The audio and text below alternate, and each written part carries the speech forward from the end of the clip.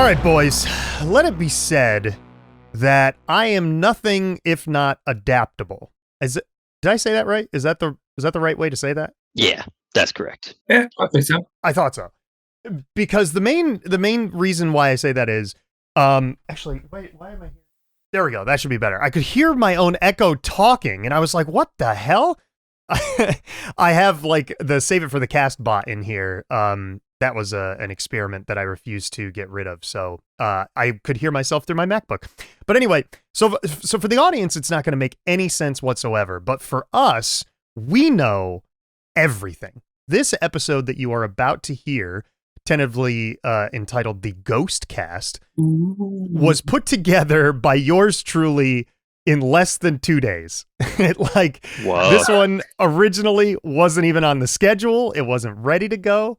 But in times of need, you have to put something together really quick. I got out the old paper mache kit and I fashioned myself a little pirate hat, and we're going on an adventure. What do pirates have to do with ghosts? So first off, we didn't even properly do the intro. So hello, my name's Aaron. Hello. Welcome to this next episode of Save It for the Cast. This should be season 2, episode 2. And if you're hearing an unfamiliar voice on there, you're not going crazy. That's a new one we got for the cast here. That's me. We're 2 for 2. We got a new voice in episode 1, another new voice in episode 2. We will introduce him in a second. So first off, we got Erick coming at us from an attic of an abandoned house. Hey-o, how'd I get up here? And we've got Steve coming at us from the basement of the same abandoned house. Ooh, what it is. And I'm your host, Aaron. Hello. And I'm actually stuck in one of those like body cabinets of an abandoned hospital morgue. Like you guys just kind of put me in there and then just kind of left me there. Okay. Are you comfy at least? They usually keep them cool in there too. You know what? This is going to sound a little weird. My ass is a little sore. Yesterday I fell. I actually took the first adult fall of my adult life, and it was not fun. So my ass is a little bit sore today. How did you do that? It's a long story. We'll get into it eventually, I'm sure. Oh. I was taking a fax machine down from a high shelf, and I lost my footing because there was a bunch of debris on the floor, and I actually like stepped backwards, and I stepped right onto a vacuum cleaner wheel, and it rotated, and I lost my balance. The shifted, and the fax machine slammed into the wall, and I slammed in onto the floor. And so yeah, a little sore today, but we're going for it. But as I've already said, we've got a new voice. We've got a very interesting series of topics lined up for everyone here today. But I figured we'd get right into introducing our new boy, our new voice on the podcast today.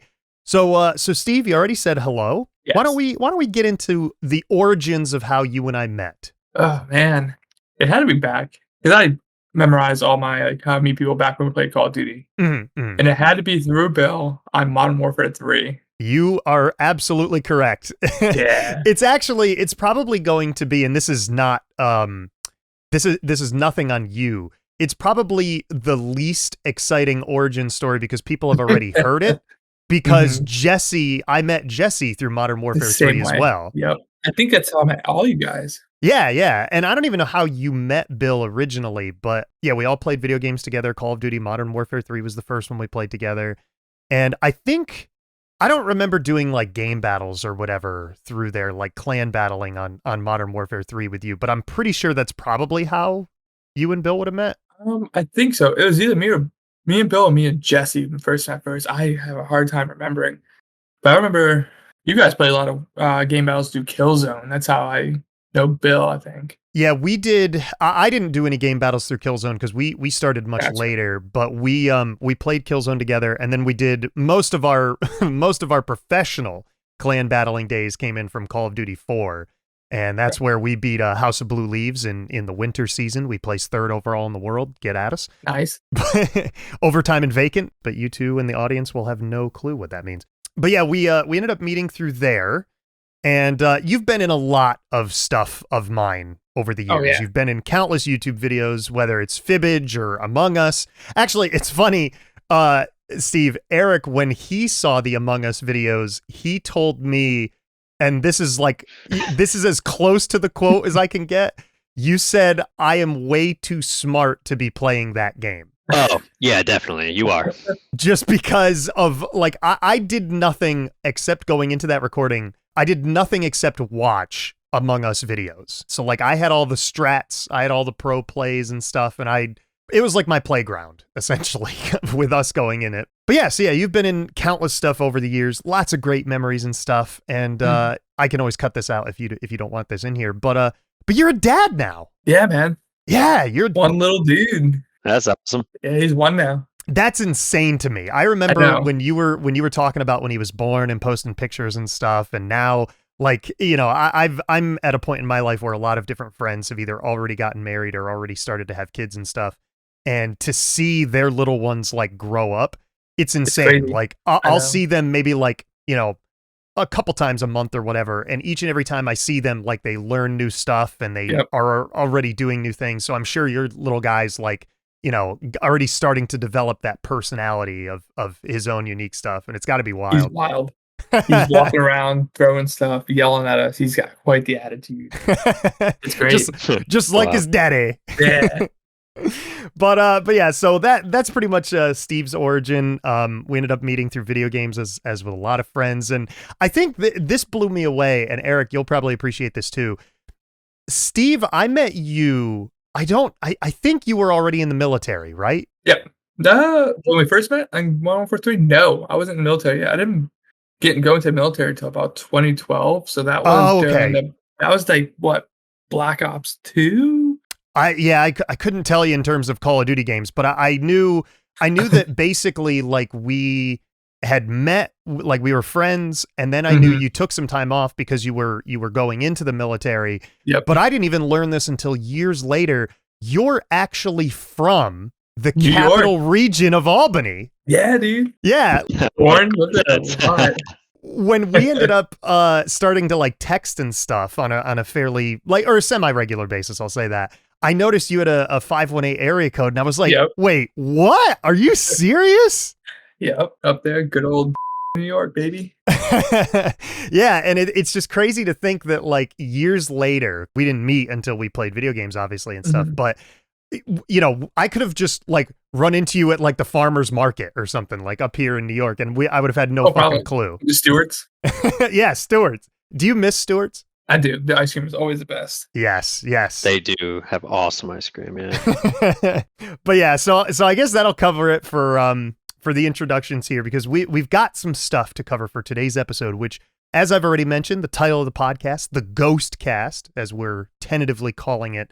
We got some spooky season stuff coming out, and which is appropriate because even though we're recording this in August right now, this should be coming out in October, so it will be appropriate. Oh, okay. Hi, future self. Yeah, hello, future selves. We have to indulge ourselves currently, but yeah, there are some good stories here. But I guess the transition into this episode, like, because otherwise it's just going to be a hard segue, you know, just an abrupt left turn. Yeah, turn left now. The way we're going to get into this topic is the three of us have something in common. And the audience can probably guess what it is now, but that is, we love ghosts. We love ghost hunting shows. We love the paranormal. We love all stuff like that. We love Satan. And I wouldn't go that far. And okay, sorry. And we've got some doozy of some stories here. We got some doozers coming in hot today. And yeah, I figured we would talk about some of that. We would talk about how kind of like we got into the paranormal and stuff. Eric and I specifically have like some cool and kind of crazy stories. But to start it all off, I haven't been entirely honest with everybody. I, at one time, years ago, was an amateur paranormal investigator. I know it comes as a shock. Eric, you probably already know this. Yeah. But Steve, I was an actual amateur paranormal investigator. So I saw your YouTube videos when you toured that abandoned amusement park. Was that during that phase, or is this before that? No, this is well before that. This was basically when we graduated high school. Actually, when I was still in high school, because Vinny had already graduated. Vinny and I were the founding members of this, and depending on how easy it would be to find this, I would like to keep our identity censored. So I'll tell you guys, but it'll most likely be bleeped out for the podcast. We started a paranormal investigation group called, which stands for the. And we had, this was official. We had merchandise printed up. We had hats. I think Vinny made one shirt and he wore it on every investigation we ever went on. I was not lucky enough to obtain the shirt. I don't know if he may still have this stuff somewhere. Probably not, but I'll have to ask him.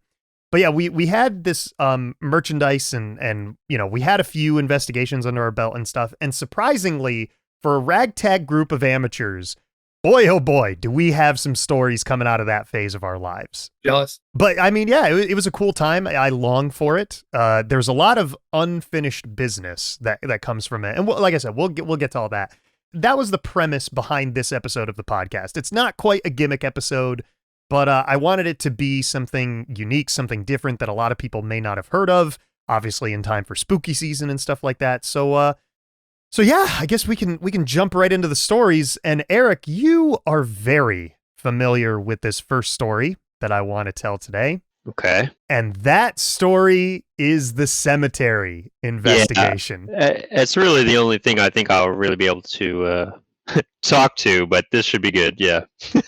Well, I will say this, you will be able to contribute to the Ghost Adventures portion of the show later on. Of course. But yeah, from a personal investigation standpoint, this cemetery investigation to this day, I don't necessarily know if we could call it the smoking gun of proof or whatever that we have, but I will say it was extremely creepy doing it. And I feel like it's one of those things where it's easy for people to say, oh yeah, I could spend a night in a cemetery, ho ho ho. But then actually doing it, being there, boots on the ground, so to speak, like that is an entirely different story. And I would challenge anyone to spend a length of time alone in a cemetery at night or like with a small group of people. It's humbling to say the least. But we have this local urban legend, Steve, and for the audience at large, we have this local urban legend where down near this one city where we grew up, there is a cemetery on the outskirts of town. And it's actually a couple of different cemeteries that are kind of combined. They're all connected by like this one access road. But specifically, there's this one cemetery on this road. Famously, the legend is known as, and the road that it takes place on is, and the legend goes that when you're driving down this road at night, or when you're nearby this cemetery or whatever, you will see this figure in white, this woman in all white clothing, and you will see her as you drive down this road late at night.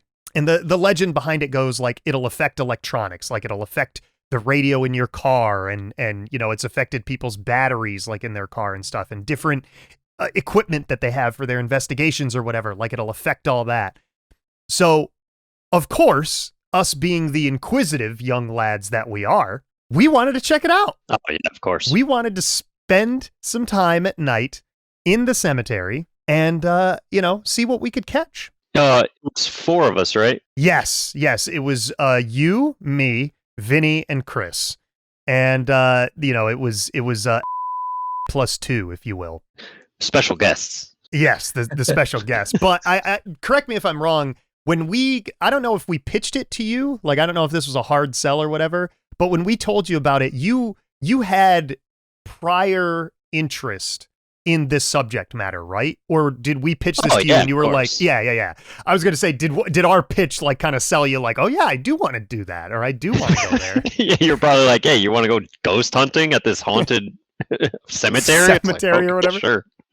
Yeah, so we picked a night, we decided that we were going to go, and God, do you remember the night that it happened? Like, was it the summer of 2009, I want to say? I because of one certain thing, I want to say it was a little later than summer, but it could have been like September or something. Oh, yeah, you're right. It actually was closer to like September of 2009 or October of 2009, something like that. Good catch. I didn't even think about that until right this second myself. But so basically, Steve, the setup was Vinny and I had kind of like scoped out the legend. We scoped out this place in the daytime, And then we decided we would set up an investigation and we would go there on this night. So the four of us pile in my old car, which was my mom's old Nissan Versa. Nice car. And we drove in like down the hill to this cemetery, and we did not notice anything on the way in. And just to describe the cemetery, Steve, you can always look this up later. I'm pretty sure it's Saint or something like that cemetery, and it's just on the outside of. Okay. But when you drive down this hill, it's a very steep hill, and you have to do like a quick left turn cut back. Like it's like basically a 270-degree turn to your left. Like you're almost kind of going back up the hill that you're, just came back down on, but now you're on an access road. And the cemetery itself, it's got roads and stuff that you could obviously drive on in the middle of it, but it's I would say it's a smaller cemetery. It's definitely big for like a human standpoint, but when it comes to cemeteries, like I've been to much bigger cemeteries in the past and stuff. But you would just drive in, and when you drive all the way down to the back, that's where they have like this cul-de-sac loop where you can turn around. But we decided that we were going to park back there because just in case there were any sort of like police patrols or whatever, the car was far enough off the beaten path. Nobody was going to see it unless they drove in the cemetery and drove all the way towards the back. But, it was way out of the way. We parked back there and we just decided to walk into the cemetery. And from my understanding, Eric, do you remember it was a clear night, but I'm pretty sure it was a little cloudy. Like like you could see the moon was pretty bright and stuff, but it wasn't always out. Yeah, definitely. Yeah. Right. That little nugget of information will come into play shortly when we get a little bit further into the story. But we get out of the car and we start walking into the cemetery, and I'm pretty sure at the onset, just to get our bearings and stuff, all four of us just walked into the cemetery like we walked down the path relatively together, right? Yeah, we were all just walking together right off the bat. We were like, oh boy, can't get too separated. Yeah. Like we wanted to get a feel for our surroundings. Like I said, it's one thing where you can say like, oh yeah, I could spend a night in a cemetery. And it's another thing to like actually do it, like actually go there and do it. So we kind of walked down this road, and I remember we brought flashlights, we had walkie-talkies, and I don't know if I brought my camera or not. I know I definitely had a camera. Yeah, and that will be an important thing later on. But I don't think I brought my camera, and I don't think we brought any sort of recorders or whatever. We did have like a few pieces of like investigative equipment. I think we were just mostly going to see if we could witness it. Like, I don't necessarily know if this was like an official, investigation. Like, this was kind of just like a let's see what we can find sort of exploration deal. Yeah. So we start walking down the cemetery, and at one point we end up getting the idea to split up, which is always a great idea on paper. And then you realize when you go to do it that you are in for some shit. So we end up splitting up, and I remember thinking, who's going to go where? Because like I said, this cemetery isn't huge. It's not the biggest cemetery in the world, but it's large enough where we can all four of us be separated in the cemetery and not be directly near each other or like on top of each other or whatever. Like we would have some breathing room.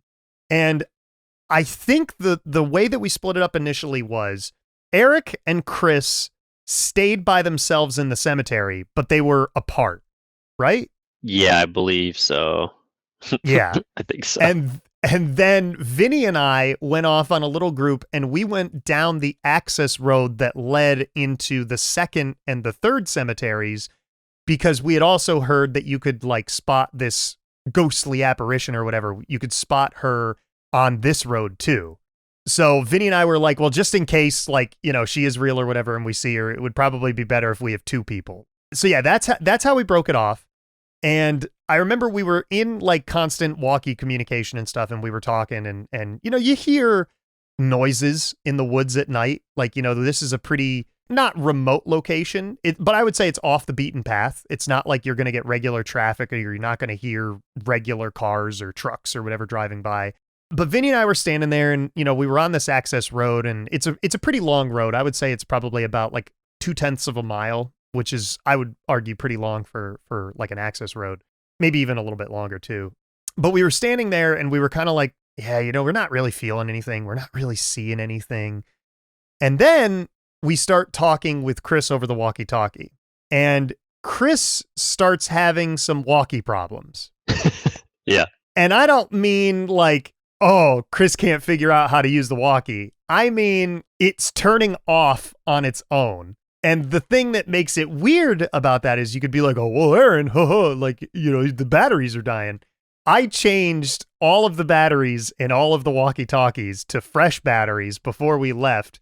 And you guys saw me do it. Yeah. So it wasn't even like you could say like, oh yeah, those were some batteries that he found under the couch or whatever, like that were years old or whatever. Like, so the fact that his walkie-talkie wasn't really working properly and the rest of ours were working fine, like that was where I noticed like, okay, things are starting to kick up. Yeah, something's starting to happen. Because for those of you that aren't aware, if you're not versed in the paranormal or whatever, one of the things is whenever there are like ghosts nearby, there's a theory that goes around where in order for them to manifest themselves, calling back from a very important term from the Tarotcast episode, whenever they choose to manifest, they will use whatever energy is available to them, whether it's batteries or generated electricity or whatever. So the fact that Chris's walkie is dying could be a sign of something happening around him. And I don't particularly remember where he was in the cemetery when this happened. Do you remember? Because obviously you guys were there, but you were split up, so I don't know if you exactly knew where he was. No, I'm not sure exactly where. You were towards the back though, right? I think so. Yeah. Kind of like where we... I don't really remember ever going like back out towards the road too much. Yeah, like I'm pretty sure where we first walked in, where we were all walking as a group, that I would say is more of a wide open area where there's very minimal trees. It's mostly just gravestones and stuff. I want to say you stuck to that area. And Chris was kind of more like closer to the access road, but he was more towards like the front part, like the entrance of the cemetery. And Vinny and I were on this access road. So I remember thinking like, as Chris was having these issues, I was like, oh boy, like something's kicking up. It's starting to get good here. Now, at the same time, Vinny and I turned around and we started to look down the access road that led into the other two cemeteries. And we both see a giant white shape in the distance. Oh boy. That's the best way I could describe it. It looked like a white outline. It was fairly solid in its consistency. Like it looked like it wasn't see-through or whatever, but it was just this white kind of figure in the distance. And I said to Vinny very calmly and very quietly, I said, you see that, right? And Vinny he says, yeah, I do see it. He goes, I was actually going to ask you the same thing. Now, keep in mind, like I said, it was a fairly clear night and, you know, there were some clouds in the sky, but the moon had kind of come out at this point. And I had said to him, I'm pretty sure I know what that is, but I don't want to rule anything out. And what I thought it was when you drive into the cemetery, there are pillars that mark where the access road ends and the new cemetery starts. And I was about 95% sure that it was the correct distance away for it to be one of those white pillars. But what was interesting was it was like an oblong shape. Like it really wasn't a consistent like white pillar like you would expect to be made out of like rock or concrete or whatever. Like it looked like it was kind of like wavy on one side but I knew that the pillar was uneven. You know, I had gone into the cemetery for years and stuff. And, but you know, in the nighttime, the right time, if you will, you know, everything looks a little different and obviously you're a little bit on edge and stuff. So I said to Vinny, well, we got to walk down and we got to check it out. So, of course. So Vinny said, okay. So we start walking about, I want to say 100 feet closer to this. And we're probably about, I want to say 50 to 75 yards away. So what's that? Anywhere from 150 to like 200 feet, something like that away. So we get about halfway there and I notice that it's the pillar. I can very clearly see now, okay, it's the pillar. We're good. Debunked. Yeah, debunked. Play the debunked sound effect right now, Aaron. So Vinny said, well, I'm going to start heading back. He said, I'm going to go check in on Chris and I'm going to see like while I'm walking down the access road, I'm going to take the long way and I'm going to see if I can experience anything by myself. So if you're keeping track at home, I'm on this road alone. Erick's in the back part of the cemetery. Chris is in the middle to front part of the cemetery, and Vinny's now walking down this access road, which we came, walking down. And we kind of like stand there and stuff, and everything's okay, everything's cool, and nothing happens for like 5 minutes or whatever. And then I hear on the walkie, like it's cutting in and out, but I hear like Chris saying stuff. It's like by the cemetery, and I was like, yeah, exactly. It was exactly doing that.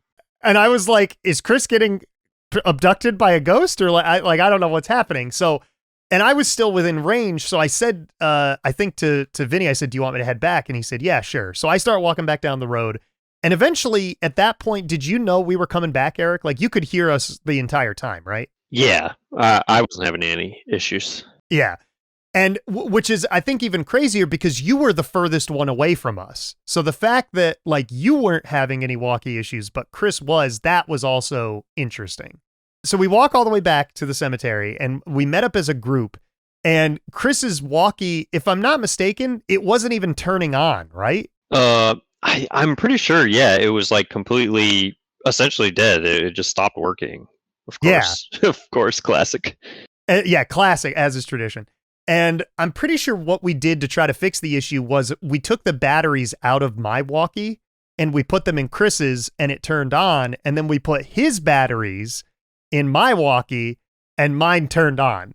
So now it's very confusing because, and I would argue that would be like more in the check mark column of, ooh, something spooky's going on, because, I'm using his batteries. It was okay. Everything was fine. So, just a little check-in here. Steve, what do you think about this adventure so far up to this point?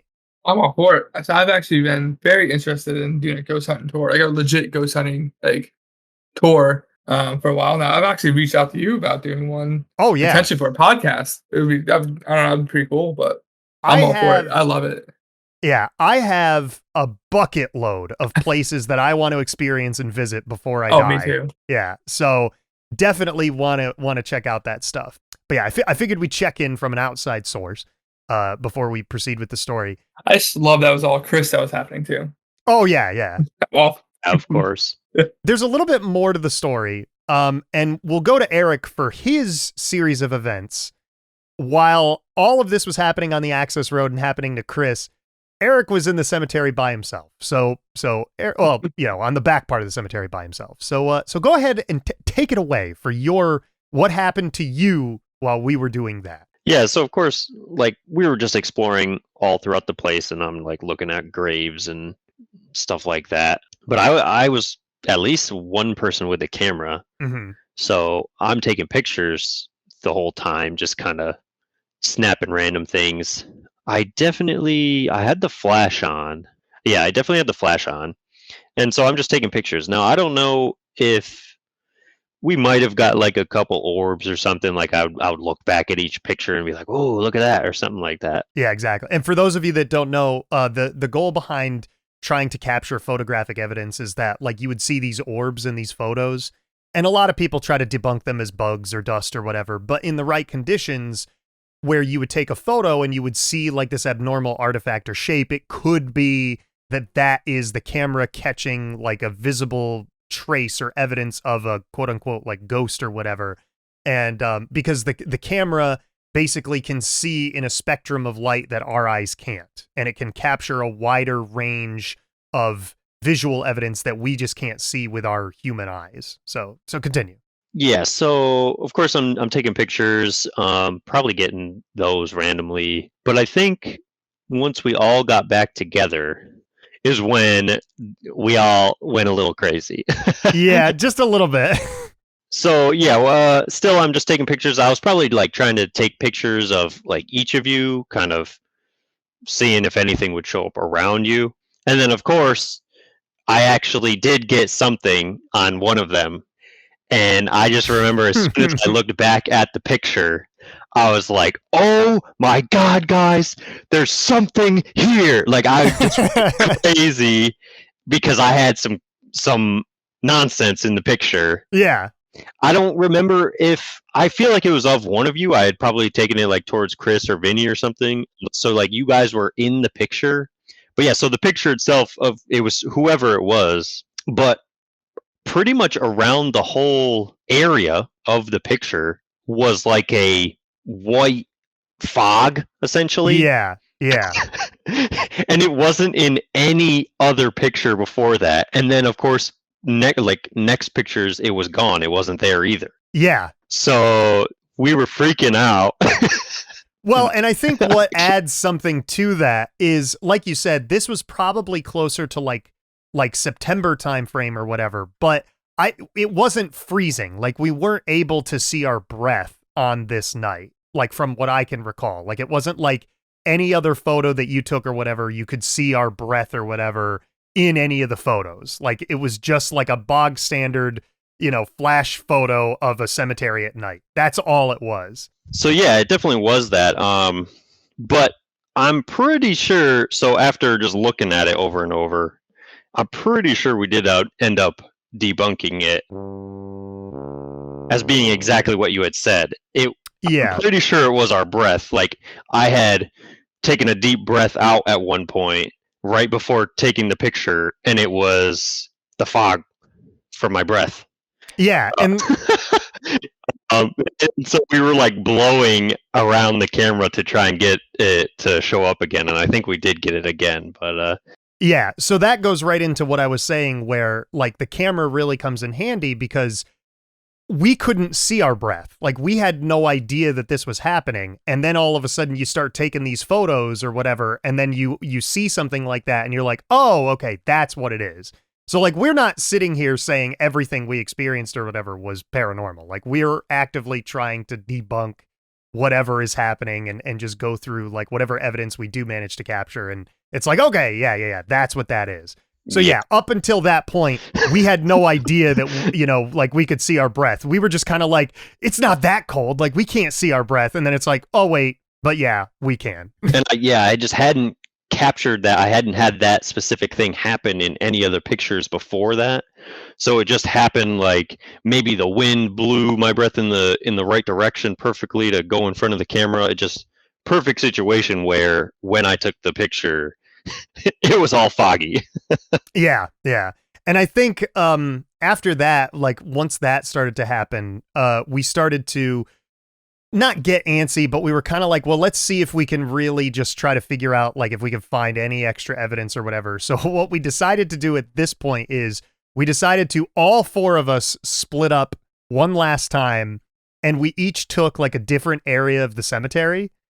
And you went back to the back part of the cemetery where you were, because I think your exact phrasing was kind of like, I don't know if you said you were vibing back there, but you're like, I've got like some good feelings of stuff back here. Like, I want to go back to where I was earlier. Okay.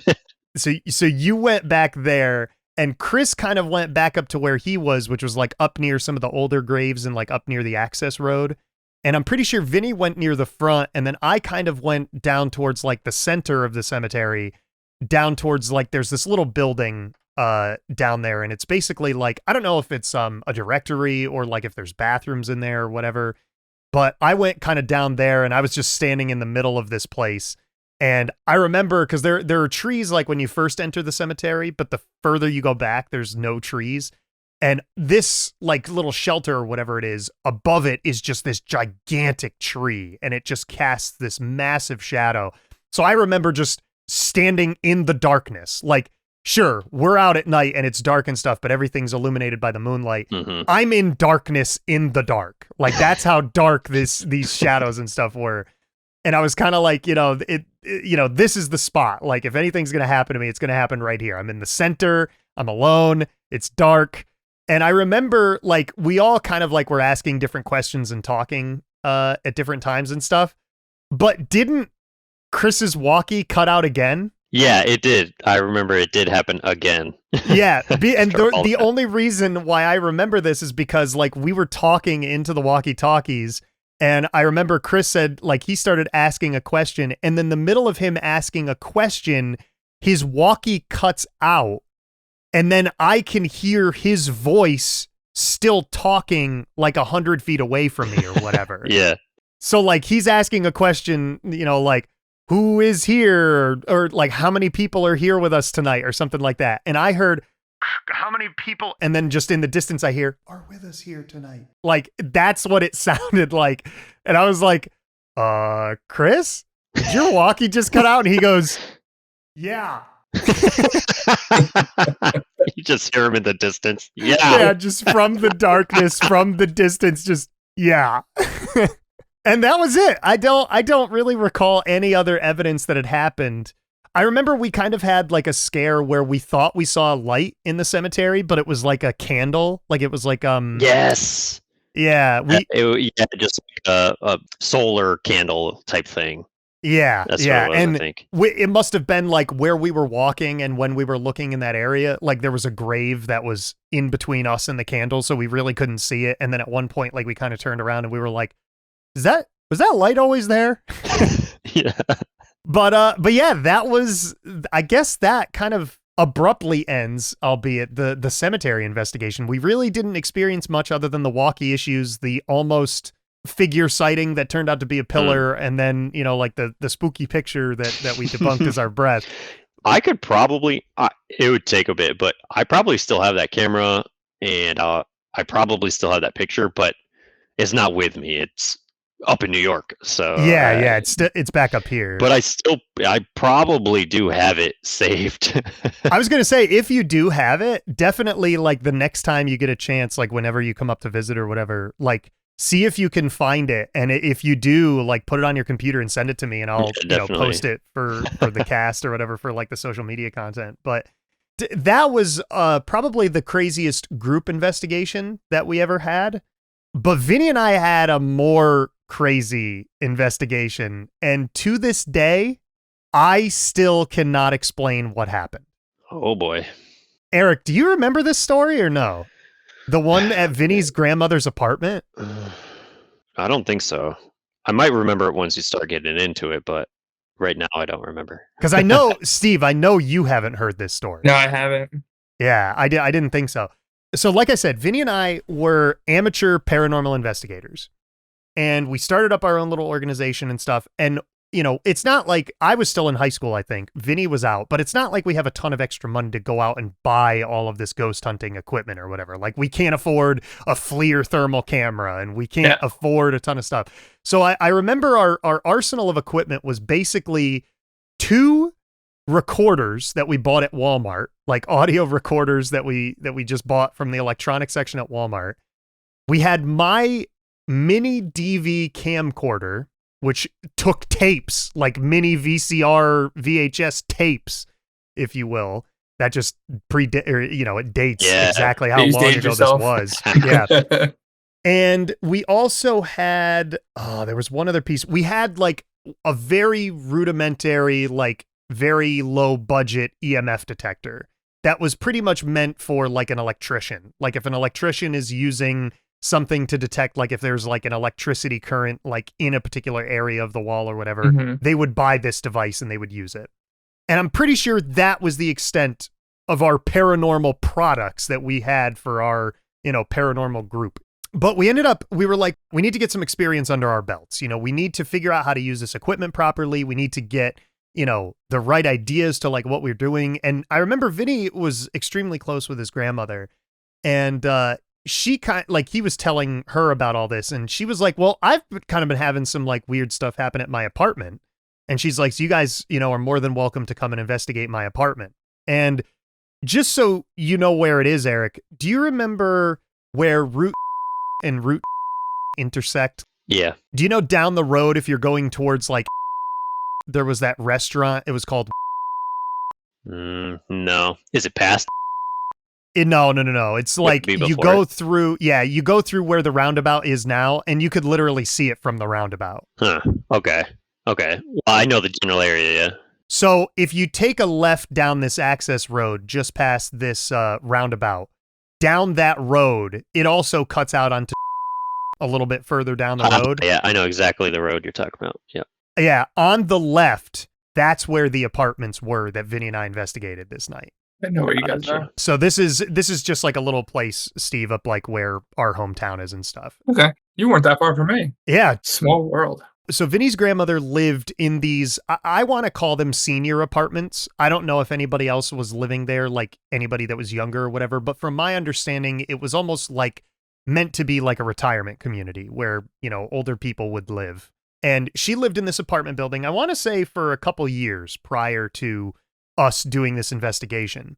But she was like, yeah, there's some weird stuff that's happening in my apartment. And like, you guys can come investigate. Like, she was supportive of us. Like, she's like, you know, you can, you know, like, I'll lend you my place for a couple hours or whatever on a Friday night or whatever. And you can, you know, get your ghost hijinks out of your system or whatever. Mm-hmm.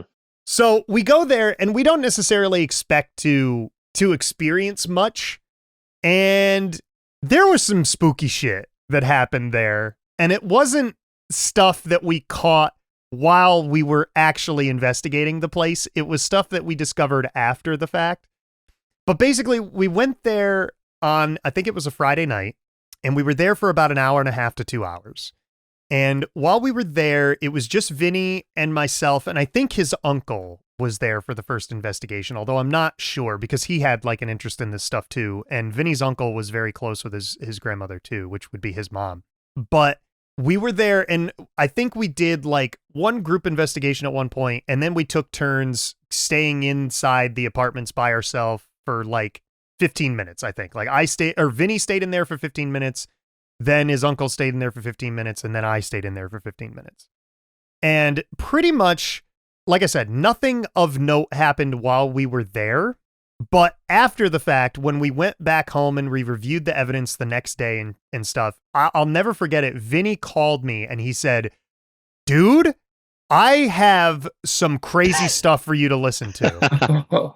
And he called Chris and I remember we met in the parking lot of the McDonald's down in and we got out of our cars, and I don't even know why we met there. Maybe we just wanted McDonald's or whatever.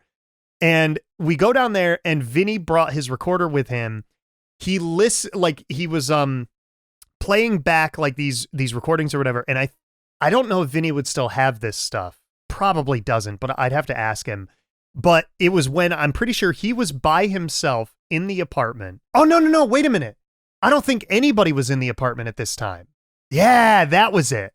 Nobody was in there because I remember we thought to ourselves, like, that's what made this so credible and so crazy. Yeah. Nobody's there.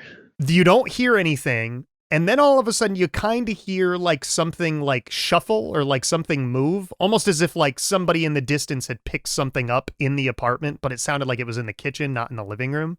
And then all of a sudden into the recorder, which was in the living room, you just hear a voice sound like this. Help. Oh, you guys probably couldn't hear that because of Discord, could you? Yeah, No. I didn't hear anything. Shit. Okay. Well, it was basically, I'll try to do it as justice as possible. It was a breathy help. Like as breathy as it could be. And it sounded like a woman's voice. And it was unbelievable. Like I remember thinking to myself, holy shit, what was that? Because in these apartments, sure, there were other people living there, but there was so much space in between each apartment. Like every apartment building that I've ever been in, like you could go 30 feet and there's another door. I remember like there was at least 60 feet in between each apartment door in this complex. The walls were extremely thick. You could not hear anybody else, like anybody else's TV or noise or bumping and banging or whatever. The only thing that you could hear is like when somebody walked past the outside of the door or whatever. And we knew that nobody else was there because obviously like we were watching, like we were down in the rec room down the hall from her apartment, and we could like see down the hallway and stuff, and nobody was there. Nobody came walking by, and we were just like, dude, like, did we just get the luckiest break ever? Like Vinny's grandmother's apartment is haunted. Like, are you serious? That's so cool. So we asked her about it, and she was like, well, the only thing that I could think of is, she said, this kind of started a few weeks ago. And she said, I'm pretty sure like my downstairs apartment neighbor or whatever had passed away like a few weeks before we had the opportunity to do this. And she would hear stuff like in her apartment, like move as if like, you know, somebody was moving something or whatever. And the other thing that was super crazy was while she was in bed at night, she could see lights float past her bedroom door. That's crazy. Actual visible lights What the heck? just walk past her door. So I remember Vinny and I thinking to ourselves, we're like, we got to pursue this. Like, we've got to. So we did a couple more tests and stuff where Vinny left a voice recorder at the edge of her sink, like in the kitchen. So he dropped off a voice recorder and left it running for like a half hour. And we heard shit on that recorder while, like nobody was in the apartment again. And Vinny was like, we need to come back at this another night and just give it our all. Like, we need to bring all of the cameras. We need to bring all of the batteries, all of the recorders. We need to do everything exactly right again. So this time it was just Vinny and I for investigation number 2. And once again, we didn't really experience much, but we caught a butt ton of evidence that we did not realize we captured until the next morning. And I will say to this day, like I said earlier, I still cannot explain what happened. And I have tried. Believe me, I have tried. So I'll set the stage. When you walk into her apartment, the kitchen, you're basically walking into the kitchen, and it's like a hard tiled floor. And to your left are all the cabinets and appliances in the kitchen, like the sink, the cabinets, the refrigerator is on the basically like the left wall when you go in. And there was a middle dividing wall in between the living room and kitchen. I called it a partition wall. And there was like a hole in the middle of it, like a cutout rectangular hole. So you could see from the kitchen into the living room. And there was a kitchen table in the kitchen as well. And then the living room was just bog standard. There was a couch. There were a couple like different recliner chairs, television, some tchotchkes, a phone, a bookshelf. That was it. The living room, some tchotchkes. Excuse me? What is that? You don't know what tchotchkes are? No. So tchotchkes are like, how do I describe it? Like little like antiques or like statues or dolls or knickknacks. Knickknacks, yeah. Tchotchkes is like another term for them. Okay. Wow, interesting. The more you know. So yeah, she had like just all sorts of little stuff, and amongst these little knick-knack, paddywhack, give a dog a bone tchotchkes, they were like these little like dog statues and stuff, and they were on like this round table or whatever. Not important. So you walk into the apartment though. You walk into the kitchen. There's that partition wall. And then there's 2 entranceways into the living room. One that's nearby the fridge and one that goes in front of her bedroom door, which is where she would see all of these lights and stuff. And when Vinny was by himself, I remember he brought a different type of setup that we had never experienced or used before. He brought a microphone that he had, because I think at this point, like, we had aspirations of being in a band or doing DJs or whatever. So he had like this extra microphone or whatever. Or being DJs, not doing DJs. That's a very different term. So, so he had like this microphone that he hooked up to our like digital voice recorder or whatever. And the idea behind it was like, you use these voice recorders to try to capture these voices or electronic voice phenomena. And the theory is kind of like with the camera, they can pick up a range of frequencies that the human ear can't hear. So, if spirits would be communicating on a different frequency or wavelength than what we're capable of hearing, these recorders pick them up. So Vinny's theory behind it was if we used one with the microphone, that the microphone would basically be an amplifying tool or make it easier to hear different frequencies with this microphone, and that would be recorded onto the recorder. So while he was in there by himself, I remember he was in the bedroom and he heard, or he didn't hear anything, but, he thought like something had moved in the kitchen, but he wasn't sure. He said, well, like, we'll need to, check back the footage and see if that happened. And on the recorder at that moment, when he said he thought he heard something, there was a very clear voice. It was a male voice, and it said, "What?" And it was very loud, like very, very loud, like much louder than anything we had ever captured up until that point. And I'm pretty sure we had also captured like another voice. I don't remember what it said. Or if it was like it wasn't decipherable. Like we couldn't tell what it said or whatever. But there was definitely like, it almost kind of sounded like a conversation. And then it was time for me to be in there by myself. And I still am amazed at what we captured. So I'll give you the rundown. The reason why I described the apartment is because I wanted you guys to get a feel for like the layout of the apartment and where I was walking and stuff. So while I was in there, I had popped a fresh tape into my camera. So I had about, I want to say 45 minutes of footage left on this tape to record. So we recorded Vinny in there by himself. Then we let it sit for 15 minutes. And then I was in there for 15 minutes. So that was going to be the whole stint of the 45 minutes of that particular video. And I'm in there and we're not experiencing much. So I took the patented Zach Bagans route. Oh, yeah. Even Of course. broke it. And I started to not taunt whatever could have been there, but I was just like, come on, like, show yourself. Like, we're here for you. We want to communicate. We want to see what's going on. We want to see if there's anything here. You know, prove to us that you're real. Like, just show us something.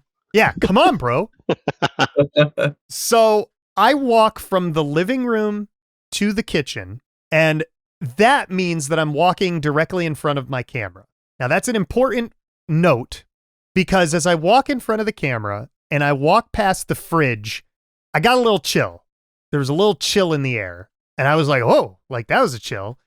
And for those of you that don't know, one of the things that is said when spirits manifest themselves, it makes the air cold because they're essentially drawing the energy, like this heat, out of the air. So when something shows itself, it's going to leave behind like a pocket of cold air. And I was kind of like, well, I'm walking past the refrigerator. Maybe the door was cracked or whatever. You know, like I just kind of debunked it like that. Boy, oh boy, was I happily proven wrong. Because at that moment, you see me walk past the camera and I'm basically talking and I'm saying like, this is apartment. Like, you cannot be here. She wants to live in peace. Like, you're not allowed here. Just leave her alone.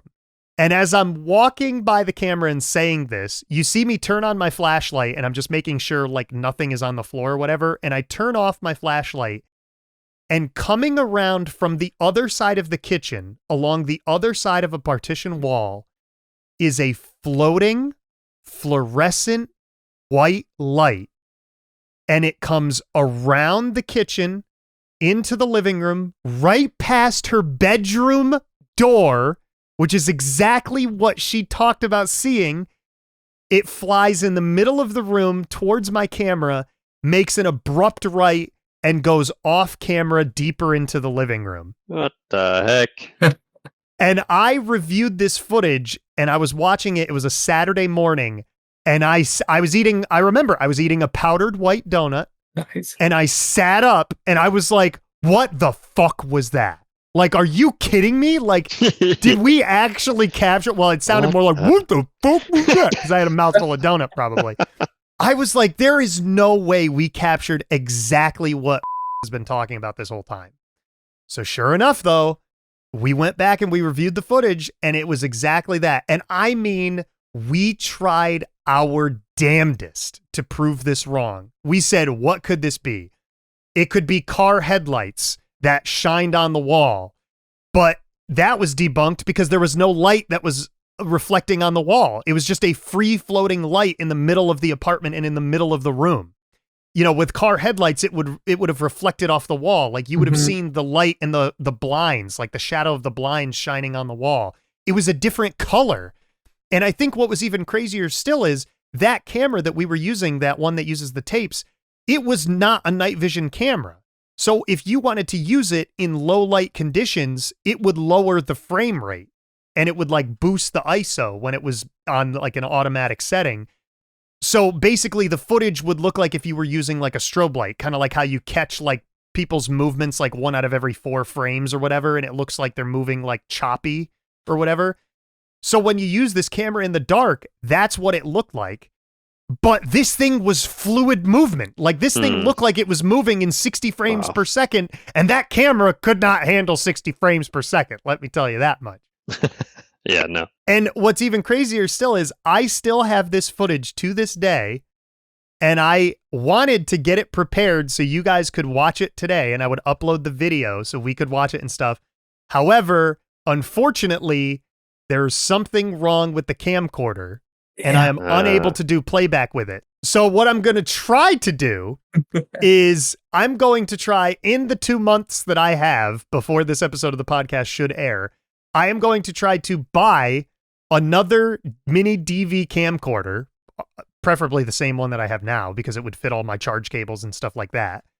And I am going to try to buy one, pop the tape in, and either record it with my phone off of like the LCD screen, or I'm going to try to procure a bunch of adapters and set pieces so I could get the video onto my computer and share it with all of you.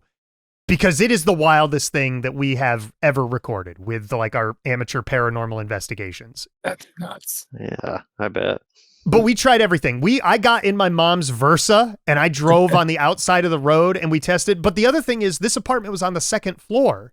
So it's not like lights would be shining in. Like it's not like a car is going to be floating up on the same level as that. Like I said, it was a different color light. It was a different consistency. The blinds were closed while we were investigating, so no light could have even gotten in anyway. And I was the only damn one in the apartment. It's not like somebody shining a flashlight or a free floating light off camera. And not to toot my own horn, you know, I'm a pretty good editor nowadays. I didn't know how to edit shit back in the day. And this is on tape. It's not like you can edit tape. Crazy. Like I didn't possess the technology to do that. So yeah, that was the craziest piece of footage that we ever have. And like I said, hopefully by the time this episode would ever come out and air and stuff, I would be able to show you guys, the world, and anybody else. So Nice. See this We'll now? see. We'll see. but yeah, we're kind of like already approaching. I think we already hit the hour-long mark. So definitely I wanted to start talking about some Ghost Adventures stuff because I don't want this to go too long. But yeah, the other thing is we all three of us love Ghost Adventures. I love it. And we bond over that. We bond over the absurdity. We want to find answers. We want answers. We spent years building our credibility. As you guys were trying to do with the Yeah, exactly. That's what we just wanted to build, our credibility. But yeah, so we all kind of bond over that and we'll talk, you know, separately about that and stuff. But I wanted to just like briefly go over like what are some of your guys' favorite Ghost Adventures episodes like that you can remember off the top of your head? Okay, well, I don't really have like specific favorite episodes, but I definitely have really favorite moments, and it always end up being with Zach telling Aaron to go off somewhere by himself. Yep. And Aaron's like, "No, dude, no." I'm not doing that. Steve and I literally texted each other that clip before we started recording the show today. He texted me, it was the gif of or not the gif, the emoji of like the ghost emoji on like the iPhone. Oh, yeah. And then I texted him back like Aaron from Ghost Adventures, like looking into the camera, like super scared. Yeah. And then he sent the clip of, I think it was the Idaho State Penitentiary. Yeah. And Aaron was in the showers. And Zach goes, "Our gift to you is Aaron." And then he just looks back at him and goes, "Dude." That's Dude. so fitting. Crazy. Yeah, some of my favorite episodes are the Sandhaven Sanatorium, which I Good one. am going there. I will go there one day. It's all the way in North Dakota, so it's a very long car ride, but I will go there one day. I want to go to the Pennhurst State School. Unfortunately, that place has kind of become like a Halloween haunted attraction Yeah, more it's so a than attraction now. yeah. So you can't. I don't want to say you can't really trust whatever you would capture there, but it isn't as authentic as like another particular like place would be. I want to go to Waverly Hills desperately. Waverly Hills Sanatorium in Kentucky. That's also another tour. They turned that one into a big tourist ghost hunting thing too. Yeah, unfortunate. But at least that's ghost hunting. That isn't like Yes. a haunted Halloween Yeah. thingy. Mhm. Actually, it was funny. There was a lady that the ghost hunters, when they went there, and Ghost Adventures crew, when they went there, they talked to the owner at the time. Her name was Kathy. I actually talked with her on the phone. Oh. One day, a couple friends and I were trying to like gear up a trip to go down there. But the reason why the trip never happened was A, it was in fucking Kentucky. B, you need a minimum of 10 people. And I wanted to see if we could get 10 people to go because I didn't want to go with strangers. And C, it was $1,000 for like Holy 100. crap. It was $100 per person, but nobody would want to spend $100 unless they were really interested in going. Wow. Yeah.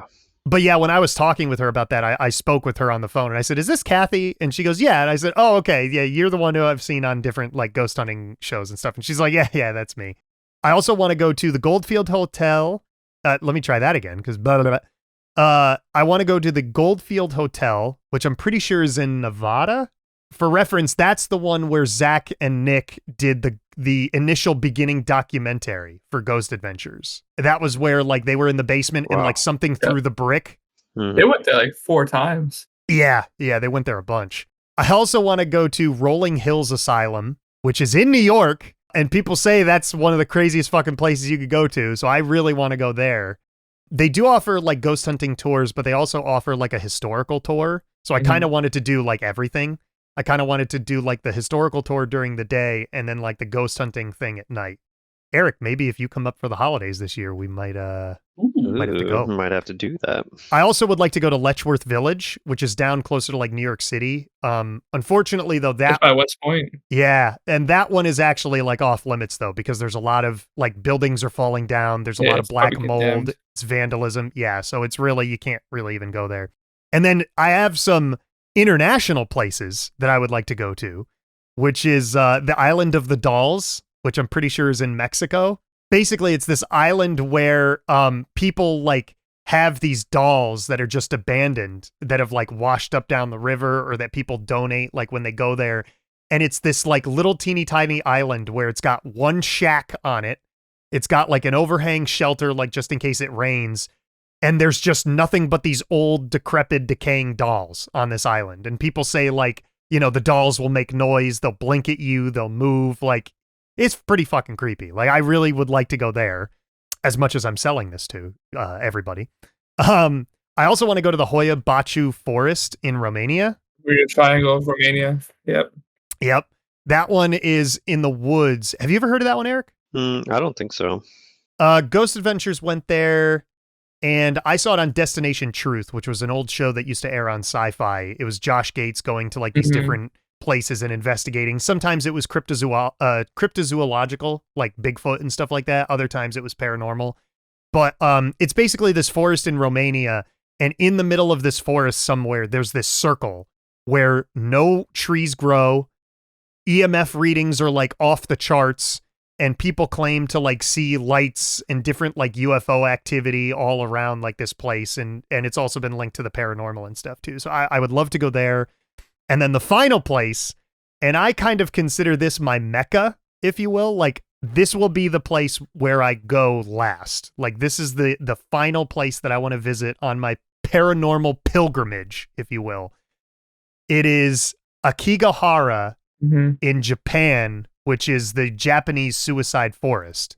Oh boy. I would argue it's probably more famous nowadays because that's the place where Logan Paul filmed a dead body. That and the movie The Forest, which was pretty good actually. Oh, I didn't even realize they made a movie about it. Did they actually film it there?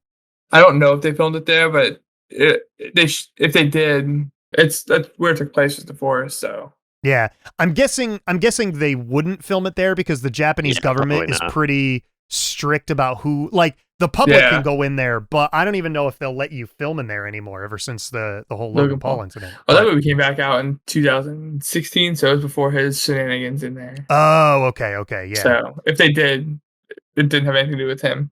But I mean, you know, I saw there was a Destination Truth episode with Josh Gates where they went there and they caught like this piece of evidence where some guy was back at like their base camp, like nerve center, and he was watching these cameras, and all of a sudden it shows him like looking at the camera, and he's like, what the hell? And you look and you basically see at the limit of the light of like the IR lights that they used for their night vision cameras, you see what looks like this ghost just stand up from the ground. Like it just came up out of the ground, stands there for a few seconds, and then it just lowers back down into the ground. You guys seen that before? Yes. The guy's name was Casey. I think it was Casey Mills, maybe. Yeah, it was. His first name was Casey though, and he was a documentarian. Like he filmed. He was good with cameras and films and stuff like that. And he was the one that like saw it, and he told Josh about it, and he was like, "Dude, like you got to go there." And Josh was like, "Yeah, there's nothing. There's nobody here." And I think another thing that was crazy was they actually, when they were doing their investigation, they actually found live people in the forest that night. And they were camping out because they wanted to see ghosts and stuff, but they were also like, they were a little bit leery because they weren't sure if they were telling the truth or if they were actually there to try to like end their life or whatever. Like, well, that's the lore with that forest. They say you either go in there with a backpack, you're gonna camp out because you're on the edge. You don't know if you're gonna commit suicide in there, or you just go in there just with what's on your back, and that's how you know like that guy's probably not coming back out of here. which is sad. It's a very sad thing. Sad. And I don't know what the exact figures are updated for it now or whatever, but it like suicides for years in there were like on the rise and not like a slight increase. Like it went from being tens of people to hundreds of people that would be found dead in this forest. So yeah, I kind of see that because I almost see it as like very, very spiritual and hallowed ground. You know, like if people choose to like spend their last moments of life on this earth there, like there's some type of reason that compels them to do that. Yeah. So that's why I kind of said like that would be the last place that I want to go to. Not because I want to end my life or anything like that, but because I want to go there and I feel like whatever I would experience there would almost be like, yep, that's it. Got to hang it up. Like that's too much for me. Like this is like the final nail in the coffin for me to like, oh yeah, like how much evidence is too much evidence for you to believe or whatever. Like I'm sure that place would be the tipping point. But yeah, some other like we were talking about, I'll go over it quick. Some great Ghost Adventures episodes if anybody's interested in checking some out. The DeSoto Hotel is amazing. They catch some crazy evidence in the basement there. Obviously, Sandhaven Sanatorium. Good old Bob Mackey's Music World. That's kind of where a lot of the shit for that show started. The Upper Fruitland Curse is probably one of, if not my favorite episodes. Goatman's Bridge, the original Ghost Adventures documentary. Demon House? Oh, Demon House, of course. Demon House is fucking awesome. Of course.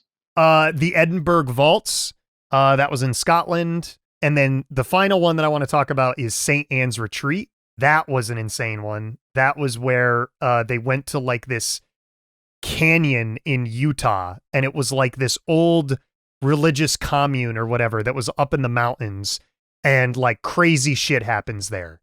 Like hellhounds are seen up there, spirits of nuns.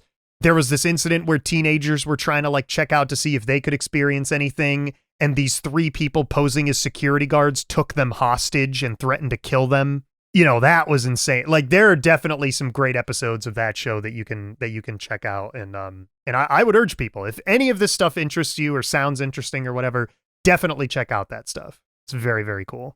Heck yeah. But yeah, we're very quickly approaching the end of the episode. So I figured we'd get into our ongoing season-long segment, Bonsai Bonanza and Puzzle Update. Roll the sound clip, Aaron. Puzzle update! Puzzle update! But yeah, so Steve, just so you're aware, you could probably guess, Erick is already aware because he was on episode 1 of season 2. But Bonsai Bonanza, I had this idea where I wanted to have a season-long gag or like a season-long theme. So what I decided to do was buy a bunch of bonsai trees and see if I could grow them from little seed all the way to full-on bonsai tree. Wow, I nailed that one. And I would track the progress over the course of the entire season. So if you actually go back in general chat and you scroll back up, you don't have to do it right now, but you'll see like, you know, the different progress, like how the kit started out, me soaking the seeds, and then me actually having them planted and stuff. And, you know, you'll just see it's dirt for, you know, episode 1. That's all it was. And then the other thing that I'm doing, which is puzzle update, is I am building a 1,000 piece jigsaw puzzle, and all of the pieces are just blank white. It is a blank white canvas. You're a madman. Yes, I've been told. And I have to try to finish that before the end of season 2. Whenever we finish recording season 2, which will probably be in a few months, but you know, so I do have some time. Yeah, I think you're good. Yeah, but We'll you see, can though. see the progress of like, you know, this is what the puzzle's supposed to look like. There's the pile of pieces, you know, me sorting out the edge pieces and then, you know, getting the work done there. But since we started off with puzzle update last time, I figured we would do the Bonsai Bonanza first, but we're going to go back and we're going to show you some of the updated progress pics for Bonsai Bonanza. Yes, let's see. So we have, I want to say this is the picture. Is this the picture? Yeah. So I'm going to send this one. So this is update picture number 1. So go ahead and check out general chat. And that picture may look innocuous enough, but why don't you go ahead and click on it and go down into the bottom left photo and zoom in and tell me what you see right there. I see dirt. That's all I see is dirt. Is there anything in the dirt? Is it the right of the plant? No, it's in the dirt. Like, so the bottom left one, so you'll see the top left is rosewood, the top right is flame tree. I see some little greens there. There's some little greens. We got some sprouts. I do see it.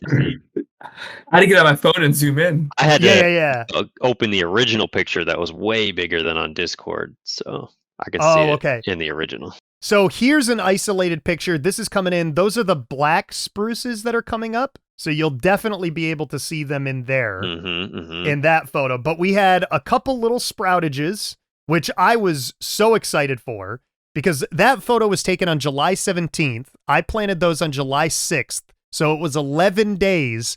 And on each one of the seed packets, it mentioned that it would take 35 days for these seeds to germinate or produce any sort. So within 11 days, we were already getting some little sproutages. And you can see 2 in there. But why don't you direct your focus towards this picture, which was a day later, and we got one damn poking his head right up through the dirt there. Unbelievable. Look at these guys go. Awesome. He's reaching for the stars, if you will, and he's growing out of necessity, obviously, but also out of intent, I would argue. So then that was just the black spruces, and they started to have a few friends that were going to join them. So I'm going to send you this little picture here, and this little picture was just a couple days later, and you can look in and see the black spruces. They're coming out, and we actually had a 4th little sprout start on the black spruces. The blue spruce had one come up, and that was in the front right. But if you look in the back right on the flame tree... Yeah, what's that big thing coming out? Oh, boy. A titan emerges. Oh, boy. A fucking titan emerges, and I'm going to show you guys... The flame tree's the red one. That one's going to be awesome. Yes, that's the one that, Eric, you said you were extremely excited for. I will show you, because I don't want to get too far ahead of ourselves. You know, I gotta leave some supplementary content for people and stuff. But this is what it looks like when it's creeping up out of the dirt. Oh boy. That's a big plant. And so that is this week's Bonsai Bonanza. We have I have so many more progress pics to show you guys, but I have to keep it, I got to space it out over the course of all the episodes of the season. Yeah. So these were like early July, these pictures, you said? So these were middle of July. Yep. Like I would say probably the progression was July 17th, 18th, 19th, and 20th, like right around there. Okay, very cool. So yeah, so it was just, it was pretty crazy to just see that progression of like, holy shit, like there's some, seedage going on here. It's happening. It's happening. We're going through it. Doing a thing. So yeah, so now you're probably asking yourselves, all right, puzzle update. Like, it's on fire, isn't it? How much, it might be. Or at least in the trash can. But I figured up until this point, you also have to realize I wasn't sure when we were going to record the next episode of the podcast. Mm-hmm. So I really hadn't done too much work on it. I got a little bit of extra work done though. And this is the puzzle update photo.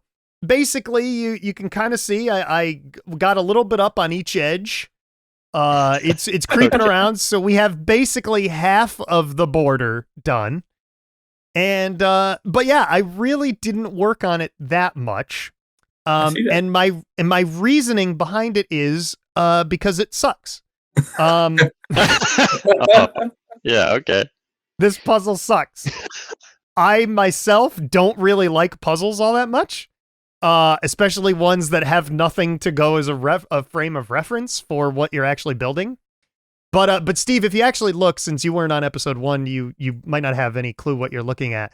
on the back side of the puzzle pieces, they have like different shapes and symbols. So you can at least tell when you get a piece in the correct spot. So each of the pieces, there's circles, there's stripes, there's clubs, and there's triangles. And I had them sorted into different piles. So like I had a pile full of, middle club pieces, middle triangles, middle circles, middle stripes. And then I had edge pieces of everything. And then I kind of like sorted those into their own piles. I had the corners that were also separate. And then I had the edge piece, or like the overlapping pieces. Like, because some pieces have circles and stripes on them. And some have clubs and triangles on them. So yeah, that was this week's puzzle update. Spoiler alert, it goes downhill before it goes uphill. Uh-oh.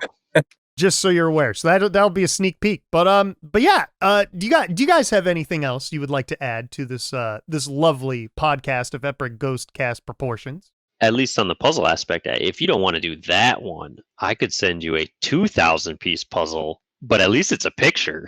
It's not just white. You know what? I would be tempted to take that. But however, there may be a piece or two missing. So oh, I don't want it now. Might be 1,998 or pieces. See, the other thing about this puzzle, and you can't really tell from the picture, maybe you could have used zoom in a little bit, but the pieces are very, what's the word I'm looking for? Loose? Yeah, they don't really fit like snug together. Yeah. So yes, they click in, they don't click. They like kind of like fit together properly. Like you can tell when a piece is meant to fit, like it'll have like the straight edge, like if it's an edge piece. But I'm building this puzzle face up. I'm not building it upside down. So, it's crazy. They all look the same. They do. They are. They look the same because they're all white. But like even like shape, they literally just look the same. I feel like they could all fit together. It's not fun. They don't. It's not fun. Like if you really start to get granular with it and you really look at some of the pieces, like examine them, you will see they make like some unique kind of cuts. Like they're not all even and uniform. Like some of them, even though they're 2-prong pieces, like sometimes like the one prong is like real up high on the puzzle piece and the other one's a little bit lower. So yeah, it sucks. It absolutely sucks. I would not recommend this to anyone. If you love puzzles, don't challenge yourself. Just don't do it. And yeah, it's gotten much worse. And let's put it this way, as a bit of a spoiler alert, I am at an impasse right now. Don't know where I go from here. But yeah, thank you, gents, for joining me on this. Thank you for having me. Excellent podcast. Yes, you're very welcome. Yeah. Glad to have you on. Now let's see. I came up with an intro for you guys, but I didn't take the time to come up with an outro. We're stuck in the basement forever. I got one for Steve. Now I need one for Eric. Oh, do you know what else? Before we go, I really would like to go to Zach Bagans' Haunted Museum in Las Vegas. Oh yeah, me too. That's what I can do. Yeah, in Alcatraz. So I think what the next logical step is going to be is for the three of us to buy tickets and all go to Zach Bagans' museum together. That'd be sweet. Let's do it. Yeah. I want to buy, they have the Rest in Peace package, or the RIP package, I guess I should say. Basically, that includes like the tour, but then you also get to go to places that other people who are on like a general tour can't go to. You also get like alone time in some of the rooms or whatever. So I would love to go there, see if we can get some stuff to follow us home, right? I want to touch all the possessed stuff. Yeah, that sounds great. Yeah. It's actually surprisingly affordable too. I think the RIP package is like $75. That's not bad. Yeah. I mean, it's expensive, but it's not too terrible. Like I was expecting it to be like $150. I paid $30 to go to the aquarium before, so it's not that bad. I mean, this is Zach Bagans. He's got to pay for his silo pants, for some way. Those are big pants. Eric, what's a haunted thing that you would be interested in coming at us live from? A boat. Oh, okay. Yeah. Ship. So we got Steve. Thank you for joining us, Steve, on the podcast. We got you coming at us live from a pentagram. Ooh, hail Satan. Because you had mentioned Satan earlier, so that's why I was like, well, I gotta put that with him. And thank you, Eric, for coming at us live from a haunted boat. Hell yeah. Ahoy, matey. We've come full circle. And I'm your host, Aaron. Hello. And where am I? I am still locked in a body cabinet in an abandoned hospital morgue because you guys left me there and forgot about me. Yes. Yeah, we're not coming back. Oh, help. Yeah. Hello, help me. My walkie-talkie ran out of batteries. Must be Chris's. That must have been Chris's walkie-talkie.